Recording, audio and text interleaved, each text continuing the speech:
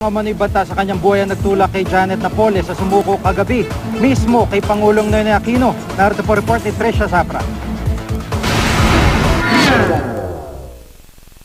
10 milyong piso ang inanunsyo ng Pangulo na patong sa ulo ng negosyanteng si Janet Lim Napoles na wanted dahil sa kasong serious illegal detention na isinampa ng kanyang pinsan at pork barrel scam whistleblower na si Ben-Hur Lui. Pero hindi na hinintay ni Napoles na may magsuplong pa sa kanya. Kagabi matapos ang 2 linggong manhunt kay Napoles, inanunsyo ng Malacanang na sumuko na ang sinasabing utak sa 10 bilyong pisong pork barrel scam. Mismong kay Pangulong Noynoy Aquino raw sumuko si Napoles. Matapos nito, itinurn over ng Pangulo si Napoles kina Interior Secretary Marojas at PNP Chief Director General Alan Purisima para sumailalim sa kaukulang proseso. Bandang alas 10:30 ng gabi ang Pangulo ang nagdala kay Napoles sa Camp Crame. Doon isinagawa ang booking process kung saan kinuhanan siya ng palm at fingerprints. Voluntarily nag-surrender si Miss Janet Napoles sa Pangulo.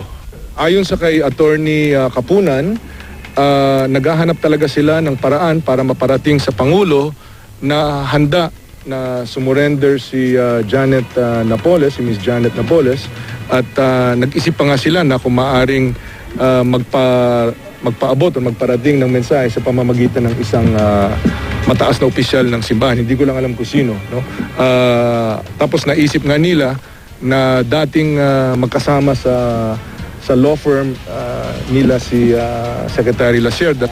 Sa isang press briefing kaninang umaga, inilahad naman ni Presidential Spokesperson Edwin Lacerda kung paano ipinahatid sa kanya ni Attorney Lorna Kapunan ang surrender feelers ng kliyenteng si Napoles. Bandang alas 9 kagabi nang magtungo si Lacerda sa Heritage Park sa Taguig para sunduin si Napoles at saka dumiretso sa Malacanang. Sa gitna ng briefing ay ipinakita ni Lacerda ang ilang litrato ni Napoles sa loob ng palasyo kagabi.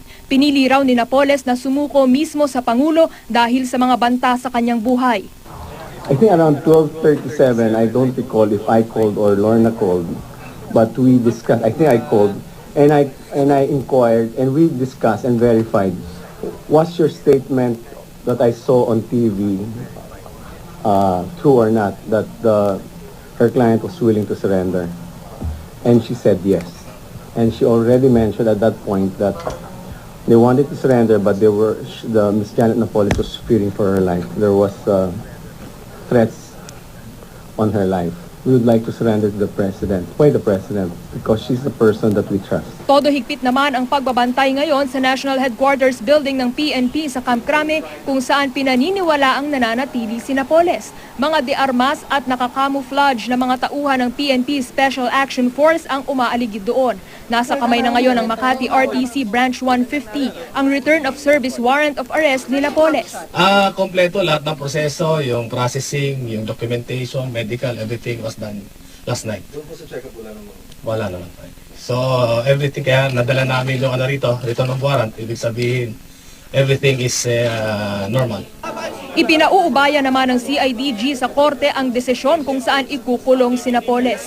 Ayon kay Clerk of Court Attorney Diosfa Toledanes Valencia, sa Makati City Jail dadalhin si Napoles dahil ito ang nakakasakop sa kaso. Pero posible naman daw itong mabago sakaling umapila ang kampo ng akusado at ang prosekusyon. Susuriin daw ng korte kung high risk ba talaga ang kaso bago pagdesisyonan kung saan siya ikukulong. Kung hindi naman daw sapat ang pasilidad ng Makati City Jail, ay pwede silang magrekomenda ng ibang detention cell. Tresha Zapra, GMA News.